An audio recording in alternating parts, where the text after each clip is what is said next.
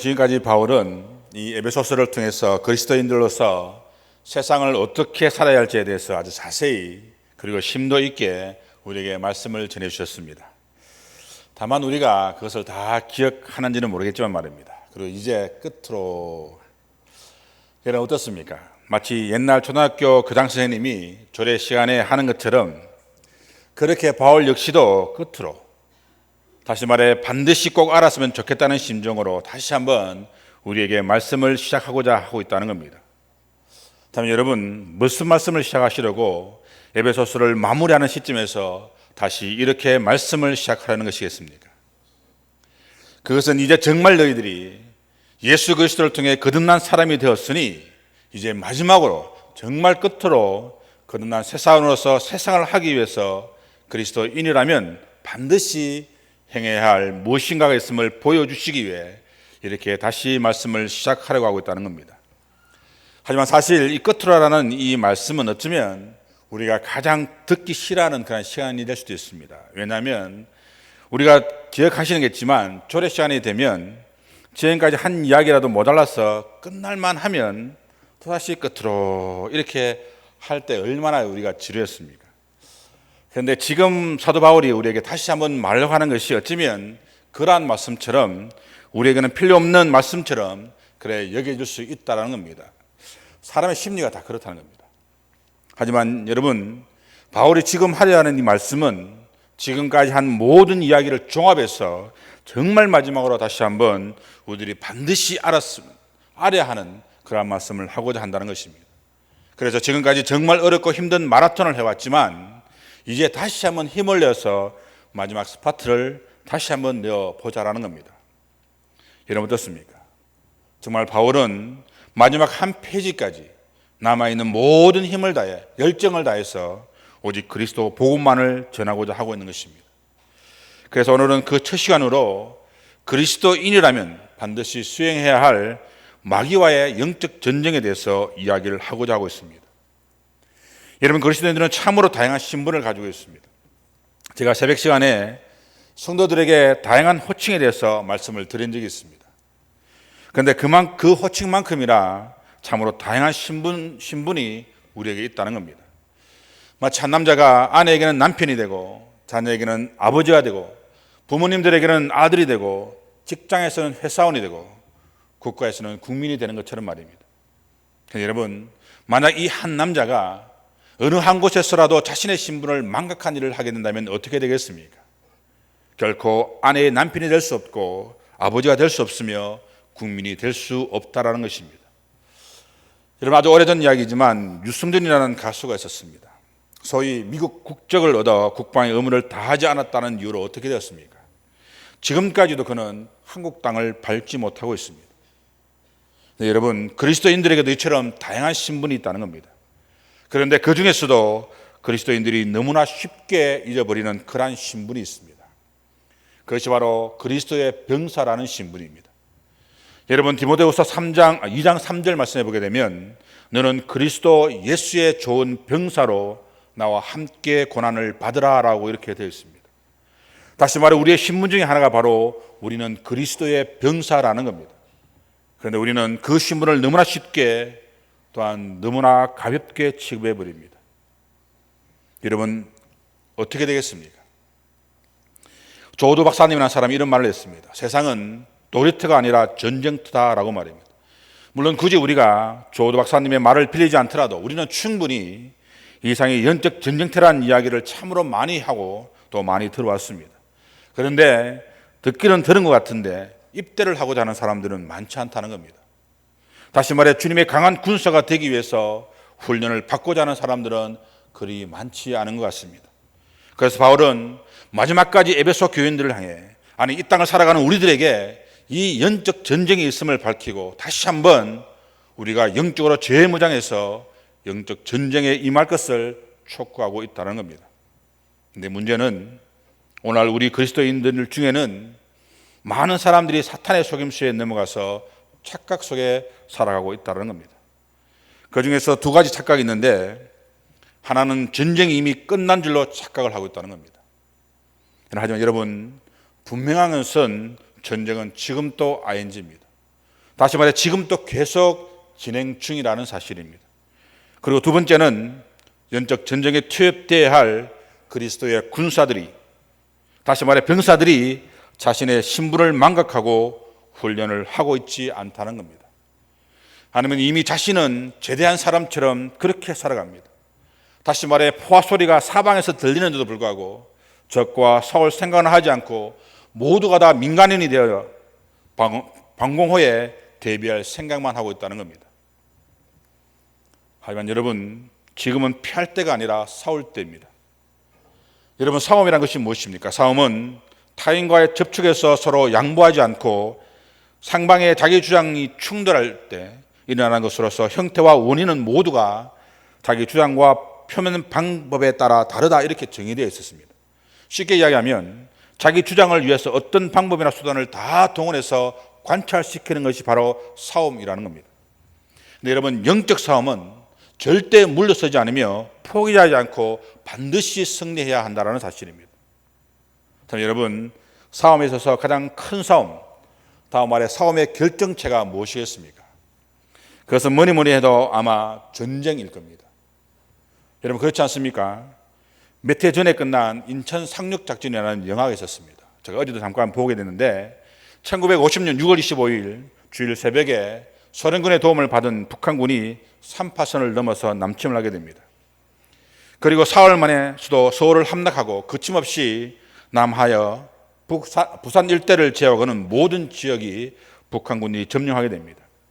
그런데 그때 등장하게 되는 것이 프랑스와 영국을 중심으로 하는 유엔군이 파병하게 되었는데 그 부대의 총사령관으로 메가드 장군이 오게 된다는 겁니다. 하지만 그 당시 한국 전쟁은 유엔군에게는 상당히 불리한 그러한 입장에 놓여 있었기 때문에 미군은 여차하면 일본으로 후퇴할 것까지 계획까지 다 세워놓았다고 합니다. 그런데 그때 메가드 장군이 9월 15일 모든 사람들의 반대에도 불구하고 인천 상륙작전으로 상륙해서 한반도의 허리 부분을 회복함으로써 남쪽에 있는 모든 북한군들을 섬멸하고 북으로 북진하여서 압록강까지 그렇게 회복하면서 전쟁에서 완전히 승리한 것처럼 그렇게 생각을 하였다는 겁니다. 하지만 그것으로 끝난 것이 아니라 압록강 이북으로 후퇴했던 북한군이 중공군과 연합해서 그 당시에 최고의 인원을 할 수 있는 26만 명 달하는 군원들을 앞세워서 무작정 쳐들어오는 인해 전술로 인해서 그 당시에 막강한 군사력을 보유하고 있음에도 불구하고 소수무책으로 다시 후퇴하게 되어 12월 24일 크리스마스 이브 날 흥남에서 철수하게 되었는데 그 사건을 배경으로 만든 영화가 바로 국제시장이라는 그런 영화입니다. 하지만 유엔군은 3월 10일을 다시 서울을 수복하였고 전세가 유엔으로 기울게 되었는데 그때 미국 대통령이었던 트루먼이 자국민들의 희생이 너무나 많다는 이유로 중국과 협상을 하게 된다는 겁니다. 그때 메가드가 트루먼 대통령의 선택이 너무나 비열하다 해서 비판을 하게 되는데 그때 트루먼 대통령이 메가드 장군을 해임하게 됩니다. 그때 그의 나이가 71세였습니다. 그리고 이런 말을 남깁니다. 노병은 죽지 않는다. 다만 사라질 뿐이다. 여러분, 이 싸움을 통해서 지금 전 세계에서 유일하게 분단되어 있는 나라가 바로 우리나라입니다.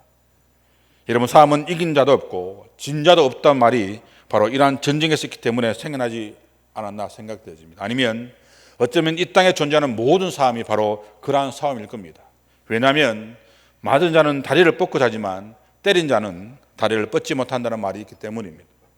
하지만 여러분, 영적 전쟁은 영적 싸움에서는 다르다는 겁니다. 왜냐하면 영적 싸움은 이러한 싸움과 질적 차원에서 다른 싸움이고 한 번 죽는 것으로 끝나는 싸움이 아니라 영원한 죽음이 있는 그러한 싸움이기 때문입니다. 그래서 사도 바울은 에베소 교회 성도들에게 이 싸움에서 반드시 이겨야 함을 가르치고 있는 것입니다. 여러분, 12절 말씀을 먼저 보겠습니다. 우리의 씨름은 혈과 육을 상대하는 것이 아니요 통치자들과 하늘에 있는 악한 영들을 상대한다라고 말합니다. 여러분, 어떻습니까? 우리의 씨름, 여기서 말하는 이 시험은 헬라어로 팔레, 다시 말해서 싸움이나 전투를 가리키는 그런 단어입니다. 그런데 그 싸움의 대상이 바울은 분명하게 명시하고 있는데 혈과 육을 상대하는 것이 아니고 통치자들과 하늘에 있는 악한 영들을 상대한다고 말하고 있다는 겁니다. 다시 말해 우리의 싸움의 대상은 이 땅에 있는 혈과 육의 싸움이 아니라 사탄 마귀와의 영적 싸움이라는 겁니다. 그런데 우리는 자꾸 그 혈과 육의 싸움만을 하려고 합니다. 여러분, 혈과 육의 싸움이 무엇입니까? 혈과 육의 싸움이란 인간의 유한하고 연약한 본성을 가리키는 말입니다. 다시 말해 의식주, 그것을 가리키는 말이 바로 혈과 육의 싸움입니다. 그런데 우리는 계속적으로 그 싸움에서 벗어나지 못하고 있다는 겁니다.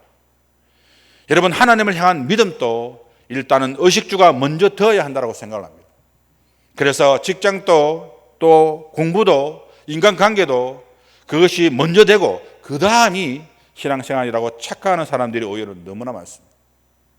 하면 여러분, 반드시 명심해야 할 것은 우리의 삶은 그러한 직장도 그러한 인간관계도 아니라는 것입니다. 우리의 싸움은 사탄 마귀와의 영적 싸움입니다. 물론 압니다. 물론 안다로 그렇게 이야기하고 그럼에도 불구하고 안 된다라고 이야기를 할 사람도 있을 겁니다. 하지만 여러분, 그렇기 때문에 우리가 더더욱더 주님께 나아가야 하는 겁니다. 왜냐하면 우리의 능력으로는 그러한 싸움이 불가능하기 때문입니다. 여러분, 사탄은 하나님을 반역한 광명한 천사입니다. 그들은 빛으로 가장한 악한 영들이고 어둠을 주관한 자들이고 어떻게 해서든지 하나님의 일을 방해하고 깨트리고 분열과 분쟁을 일으키는 그러한 자들입니다. 여러분, 하나님께서는 우리로 하여금 하나 되게 하기 위해서 하나뿐인 독생자 예수 그리스도를 십자가에 못 박아 죽기까지 하셨습니다. 그런데 사탄은 지금 또 계속적으로 우리가 하나 되는 것을 방해하기 위해서 현안이 되어 있다라는 겁니다. 우리가 일치되는 것을 방해하고 개인적이고 이기적인 마음을 갖게 하고 있는 것이 바로 사탄의 전략이라는 겁니다. 근데 우리는 어떻습니까? 너무나 쉽게 그 전략에 무너지고 있지는 않습니까? 여러분, 지피지기면 백정백성을 한다는 말이 있습니다. 그런데 사탄은 우리의 마음을 너무나 잘 알고 있는데 우리는 아직도 혈과 육의 싸움에서 벗어나지 못하고 있기 때문에 지금 또 우리 가운데 역사하시는 이 사탄의 역사를 제대로 분별하지 못하고 핸드폰이나 다른 무엇인가에 우리의 마음을 뺏겨 온전히 주님을 향한 그러한 예배를 드리지 못하기도 한다는 것입니다. 여러분, 좋은 약이 입에 쓰다라는 말이 있습니다. 그런데 우리는 아직까지 자신의 감정에 사로잡혀 예배 가운데 선포되는 말씀이 내 마음에 맞지 않는다고, 예배 가운데 진행되는 프로그램이 나와 맞지 않는다고 다른 곳에서 찾아 헤매는 사람들이 있습니다. 하지만 여러분, 내 마음에 맞지 않는 말씀이 따로 있고 아닌 말씀이 따로 있는 것이 결코 아닙니다. 지금 그 사람의 영적 상태가 어떠한지가 더 중요하다는 사실입니다. 그래서 야고보 사도가 뭐라고 말씀하셨습니까? 그런즉 너희는 하나님께 복종할지어다. 마귀를 대적하라. 그리하면 너희를 피하리라. 여러분, 하나님께 복종하라는 겁니다. 하나님께 복종하고 하나님께 순종하는 방법 외에는 그 어떤 방법도 없다는 사실입니다. 그래서 예수님께서도 그 말씀에 순종하시기 위해 그 고통의 십자가를 지셨던 것입니다. 그런데 오늘 우리는 그 말씀에 순종하지 않으려고만 합니다. 그래도 내 마음 이끌리는 대로, 내 뜻이 가는 대로만 그렇게 살아가려고 하고 있다는 겁니다. 하지만 여러분, 명심해야 할 것은 그것이 바로 사탄의 방법이라는 겁니다. 제가 언젠가 말씀을 드렸지만 사탄의 최고의 무기는 미루는 것입니다. C.S. 루이스가 쓴 스크루테프의 편지라는 책에 보면 고참 악마가 작은 악마인 위무드에게 사람을 유혹하는 33가지의 방법을 가르치고 있습니다. 그런데 그 중에서 제일 최고의 방법이 바로 미루는 방법이라는 겁니다.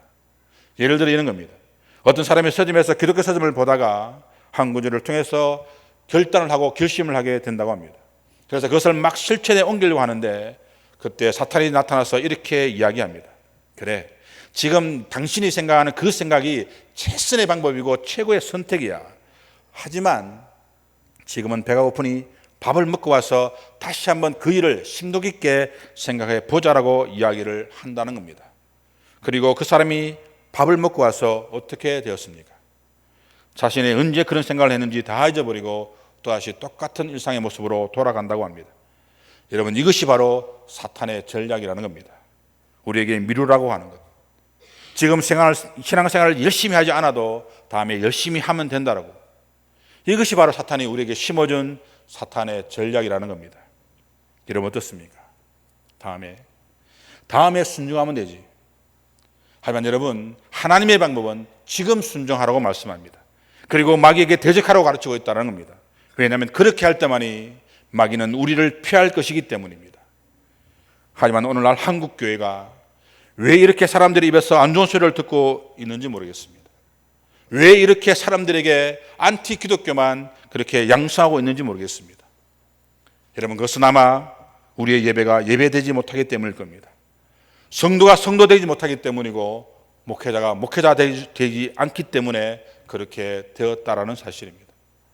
지난번에 말씀을 드렸지만 미국 청소년들에게 왜 교회를 나가지 않습니까? 라는 이 설문지, 여러분, 이것은 생각만 해도 가슴을 아프게 합니다.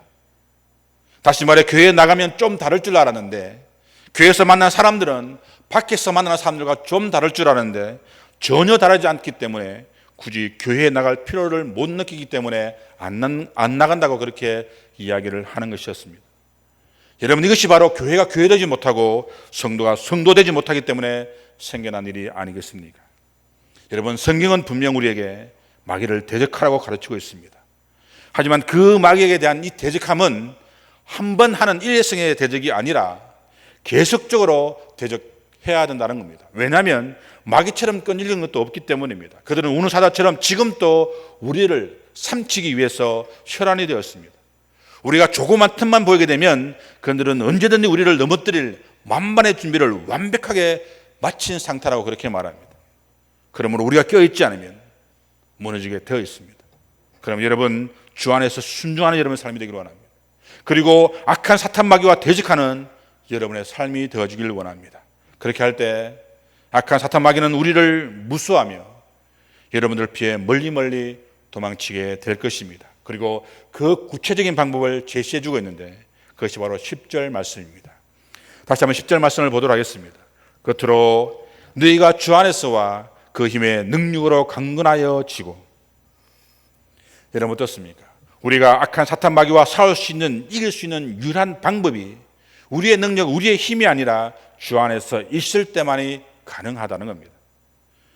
여러분, 인간은 너무나 연약한 존재들입니다. 여러분, 혹 이러한 사실을 인지하고 계십니까? 모든 것을 다 할 수 있을 것 같고 모든 것을 다 이룰 수 있을 것 같이 생각되어지지만 하나님께서 함께하지 않으신다면 내일이 어떻게 될지 아무도 장담할 수 없는 것이 바로 인간이라는 겁니다. 그런데 사람들은 어떻습니까? 어렸을 때도 마치 자신에게 어떤 힘이 있어서 그 일을 하고 있는 것처럼 착각합니다. 하지만 여러분, 인간의 실존은 절대 강할 수가 없다는 겁니다. 하지만 오늘날 많은 사람들은 그 사실을 모르고 살아가고 있습니다. 그래서 자신의 연약함을 인정하려고 하지 않습니다. 소위 포스트 모더니즘 시대에서 종교나 외적인 힘보다 자신의 힘을 더 믿는다고 그렇게 이야기합니다. 하지만 여러분, 그렇기 때문에 인간이 불행한 겁니다. 왜냐하면 그럼에도 불구하고 사람들은 그렇게 강함에도 불구하고 내심으로는 늘 불안하기 때문입니다. 그리고 고독합니다. 모든 것을 다 이룰 수 있을 것처럼 생각되어지지만 무엇인가도 모르겠지만 공허함과 허전함 때문에 몸서리를 치고 있습니다. 그래서 요즘 정신병원에는 원인을 알 수 없는 질병으로 고통을 호소하는 사람들이 참으로 많다고 합니다. 하지만 여러분, 인간이 만들어낸 그 어떤 것으로도 이 불안과 공포와 고독과 허전함과 공허함을 결코 메울 수가 없습니다.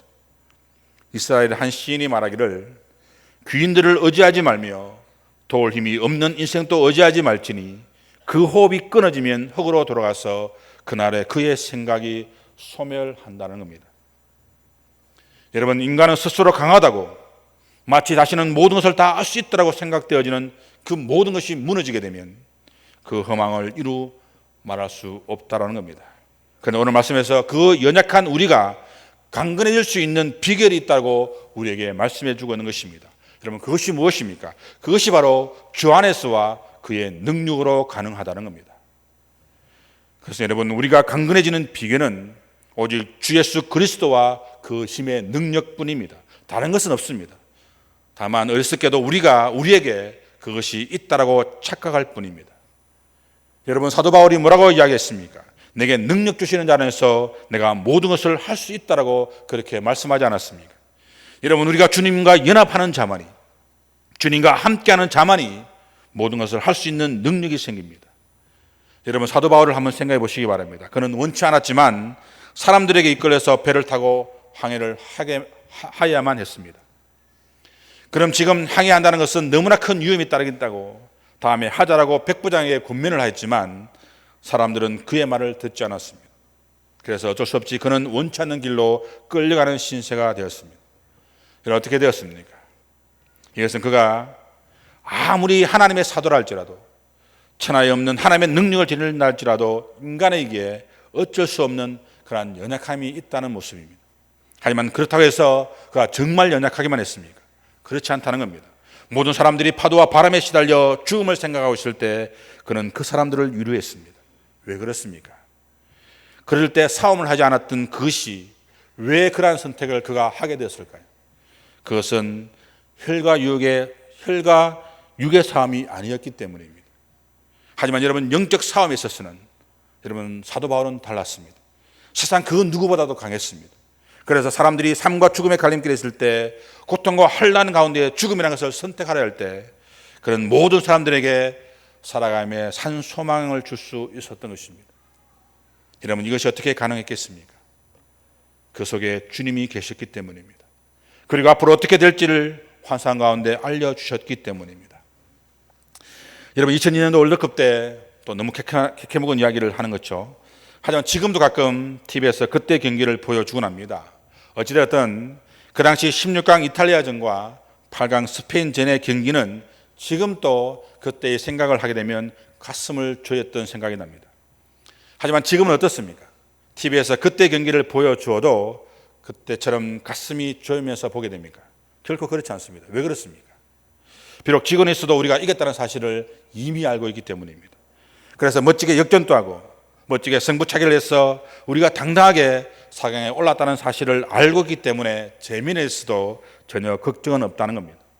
그런데 여러분, 지금 바울이 그렇다는 겁니다. 다시 말해, 하나님께서 함께 하셨기 때문에 그 모든 일들을 환상 중에 알려주셨기 때문에 바울은 지금 그 환난 가운데서도 그 어려움 속에서도 당당할 수 있었던 것입니다. 여러분, 이것이 바로 성도가 강건해지는 비결입니다. 예수님이 함께 하시기 때문이며 그분께서 우리들에게 끊임없이 능력을 공급해 주시기 때문에 우리는 언제 어디든지 강건해질 수 있다는 사실입니다. 하지만 여러분, 안타까운 것은 제가 지금 이렇게 이야기해도 여러분들은 잘 못 느낄 수 있습니다. 여러분, 왜 그런지 아십니까? 지금 내가 연약하지 않다라고 생각하기 때문입니다. 지금은 내가 모든 것을 할 수 있다라고 그렇게 생각하기 때문입니다.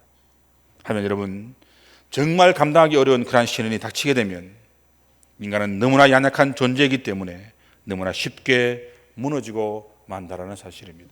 그럼 여러분, 지금 혹 여러분들은 어떻습니까? 주 안에서 주님 주시는 능력으로 그렇게 살아가고 있습니까? 아니, 이러한 사실을 여러분 정말 믿어주십니까? 그렇다면 주님만을 바라보시는 여러분의 삶이 되어지길 원합니다. 그리고 그렇다고 낙관주의로 살아가는 말은 아닙니다. 왜냐하면 우리는 연약한 인간이기 때문에 언제 어떤 구렁텅이에 빠질지도 모르기 때문입니다. 하지만 그 사실을 믿는다면 그때 여러분 주님만을 바라보기를 원합니다. 하지만 여러분, 명심해야 할 것은 불평과 불만은 우리의 믿음을 약화시킨다는 사실입니다. 왜냐하면 그것은 사탄 마귀의 전유물이기 때문입니다. 나태와 게으름도 마귀가 사용하는 도구이고 정욕과 자기자랑도 그리고 교만과 이기적인 마음도 마귀의 무기라는 그러한 사실을 우리가 깨달아야 합니다. 왜냐하면 그렇게 할 때 마귀와 영적 전쟁에서 우리는 피하지 않을 것이기 때문입니다. 하지만 여러분, 정말 경계할 것이 있습니다.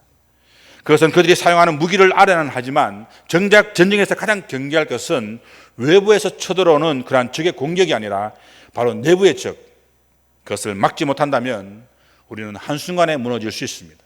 그래서 사도 바울은 믿음의 아들이었던 디모데에게 편지를 쓰면서 믿음의 선한 싸움을 싸우라고 그렇게 권고하였던 겁니다.